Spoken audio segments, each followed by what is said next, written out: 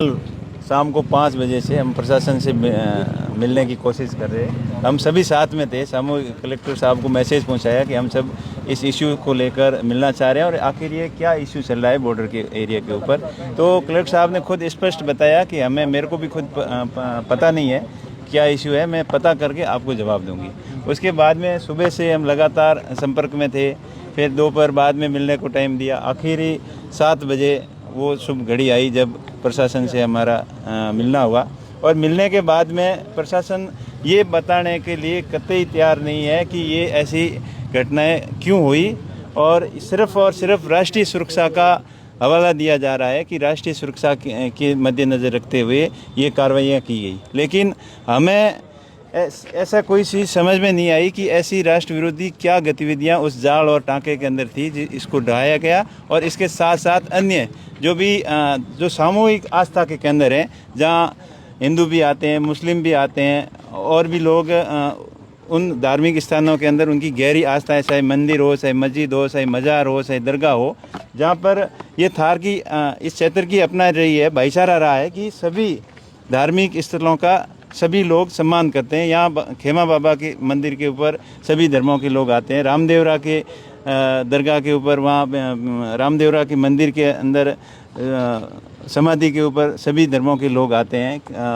दरगाहों के ऊपर भी सभी धर्मों के लोग जाते हैं। और ये जो आपसी भाईचारा है और इसके तहत ये ऐसी कार्रवाइयाँ आखिर क्यों की गई, ये हमारी समझ से बाहर है। क्या क्या कार्रवाई हुई है? जिले भर के लोग आपसे मिले होंगे, जनप्रतिनिधि भी मिल रहे हैं। देखिए, कल तक तो नोटिस आया था। 11 तारीख की बैक डेट के अंदर कल और परसों और आज की सुबह की तारीख में नोटिस दिए गए और उनको जवाब देने का उचित टाइम ही नहीं दिया। पहली बात तो ये है कि ये जो कार्रवाई की है ये कानून विरोधी है, जो अपना पक्ष रखने का भी उनको समय नहीं दिया आखिर। और उसके बाद में जल्दबाजी में ये जो कार्रवाइयाँ की गई है, हमने अभी सोशल मीडिया के माध्यम से और ये सुनने में आया है कि जाल ढाई गई, टाँके ढाए गए और कुछ मज़ारें भी ढाई गई, कुछ मस्जिदें भी ढाई गई और अगले टारगेट कुछ मंदिर भी हो सकते हैं, कुछ टाँके भी हो सकते हैं।